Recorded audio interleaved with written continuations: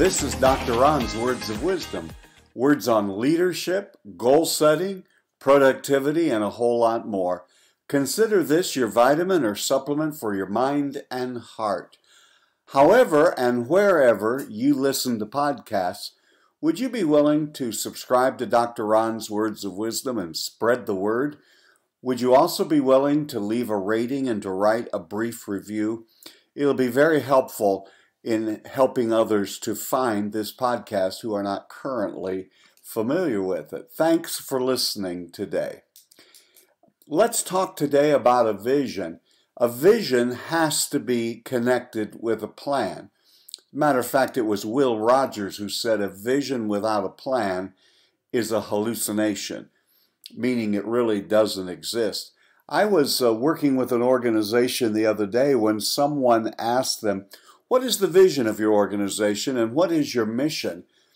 And the members sitting around the table all looked at each other and were trying their best to remember what it was. Finally, one of them said, "Let me go to the office. I know it's written down in there somewhere and I've seen it." Well, at that point, you would have known they don't have either a vision or a mission and certainly no strategy or plan. And if the leaders of the organization are uncertain as to what it is, then for all practical purposes, it really doesn't work. There's a balance between a vision and a mission and strategy. You have to have both. There are some for whom it is easy to come up with grand plans, a good vision, an on-target mission statement, but they never realize or come to understand that you have to have a strategy to implement that and to make it to become a reality. There's a story about an 8-year-old having an encounter with Walt Disney at Disneyland. And the 8-year-old said to Walt Disney, "Someone told me you were a wise man and that you could tell me the meaning of life." Now, he must have had some significantly intelligent parents for an 8-year-old to even be able to ask a question like that. Walt Disney said, "Let me tell you a couple of things. The first is, young man, you must think. Think long and hard about the values that you want to live by." He said, "The second word I want to say to you is the word believe. Believe in yourself and believe in your life, but live your life by your values. Keep committed to your values." The third thing that he said, the third word I want to say to you is, young man, dream. Dream about the way things can be if you stick by your values, you believe, you dream, and you think about it. And then he said, dare. Dare to make your dreams become a reality based on what you believe in, based on what you value, and you will make a difference. Think for a moment about those 4 words from Walt Disney and how they apply to where your life is right now. Think. Think about what it is that you're supposed to be doing. What is the vision and the plan that you need to do all that you need to do? Believe. Now, I'm a believer, so I would say at the top of that list is to believe in God. Believe that you are here for a purpose and there's something only you can do. Believe in the vision that God's given to you. Believe in the mission that you are a part of. Something that seemingly ceases the older a person gets is dream. Dream some big dreams. What is it that will happen if you really think and you live by your values and you really believe in them and you really trust that it's going to be true? And then what is that dream, that purpose that you alone can fulfill? And then the last one is the one where many will not cross that line. Dare. Step out. Trust the vision. Trust the values that you have believed. Believe in who you are and what it is you're to be doing. Some people play it safe. As a young man just about ready to leave graduate school, I had a choice between an opportunity to start something in Corpus Christi, Texas, or to go back home about 40 miles away from home into something that was already established. And I was sort of torn as to what is God's will for my life? What should I do? Which one of these opportunities? The one is somewhat established. It had problems and troubles, and the other one was just a brand new something that needed to be done, and a new challenge, and it was 1,500 miles away from home. Which of those opportunities? The one a long way from home, the one closer to home? I was working in a doctor's office, and I was kind of telling a nurse about this particular difficulty that I was having. In those days, I thought she was really old. She was probably in her early 50s. She looked at me and she said, "Ron, all of my life I have done the safe thing. And now, at this point in my life, I wish I would have taken a dare. I wish I would have done the uncomfortable. I wish I would have done something that caused me to stretch a little bit, because now I have family, we're married, we have responsibilities, and you have to keep on doing what you're doing." It was as if God used that lady's voice, and we ended up going to Corpus Christi, Texas, and taking that assignment, and what a wonderful assignment it was. But the Lord spoke to a lady who didn't even know he was speaking through her.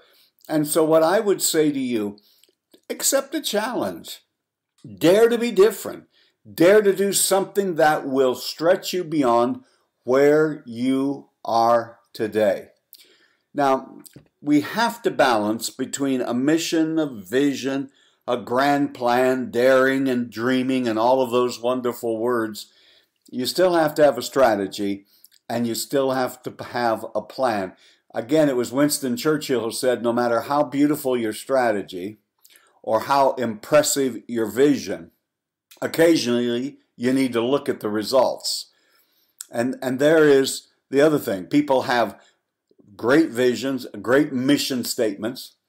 They've even met with committees and groups, maybe been coaching, maybe been to a seminar, have really taken the time and fleshed it all out and have written it all out, and they have a grand strategy.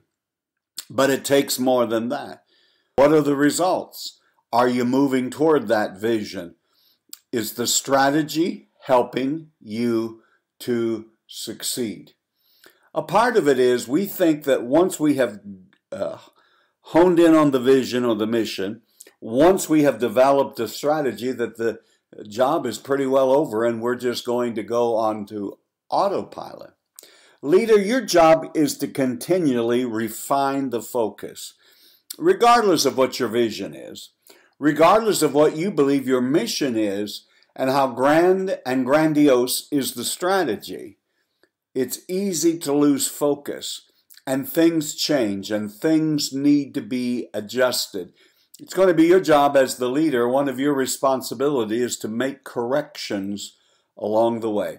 My favorite illustration of this is oftentimes I fly from one place to another. I get on the airplane. From my perspective, back in coach, you just take off in city A and you land in city B, and you believe, how hard can it be to be a pilot? But the fact of the matter is, all along that journey, in small ways, and I believe a few times not such small ways, the pilot is making course corrections. Because if you just put the thing on autopilot, didn't pay any attention, it is just sort of necessary that it kind of gets off course. And that's true of all of us. We can start with a grand plan and we're so excited and we're pumped and we're ready to go. And then living becomes so daily, and we can just think, oh man, everything's going well. And one day, if we're not paying attention, if we're not focusing on what's happening, even if, like Winston Churchill said, we're so focused on the vision and the strategy, we're not paying much attention, if any attention, to what the results are. Your job is continually refine the focus. Continue to make corrections along the way. And you're going to have to tell the organization the truth. If you're not accomplishing your mission, if you're not doing what you state and publicly state that you're supposed to be doing, one of the jobs of a leader, according to Warren Bennis, is to define reality. And truthfulness, be a truth teller, truthfulness is really measured in terms of our tendency to tell the truth even when it hurts. And sometimes someone has to oftentimes someone has to stand up and say, we are not doing what we said we're doing. We are not heading in the direction that we said we were heading. We are not following through on what we said was significant, valuable, and important, and why we are here. You see, the future gets harder and harder to predict. So when you have a strategy and you have a plan, you don't know today all that you're going to encounter in the days, weeks, months, and years ahead. But as you encountered not just bad things, but sometimes some new opportunities, you have to be adaptable and you have to be willing to make some course corrections. And that means, leader, your job is to get better, to continue to stretch and grow and learn. And everyone wins when you, the leader, get better. Are you doing anything to develop yourself as a person? As a leader, you must be, because not only will you get better, but everyone will be helped. It's great to have a vision. If you don't have one, get alone and find one. But have a plan to implement it and then measure it all along the way. This is Dr. Ron's Words of Wisdom, words on leadership, goal setting, productivity, and a whole lot more. Again, wherever you download podcasts, please subscribe to Dr. Ron's Words of Wisdom, leave a rating, and a brief review. Remember, leader, continue to focus. And like Walt Disney said, put those 4 words to work in your life. Think, believe, dream, and dare. Until next time, this is Dr. Ron saying, have a great and blessed day.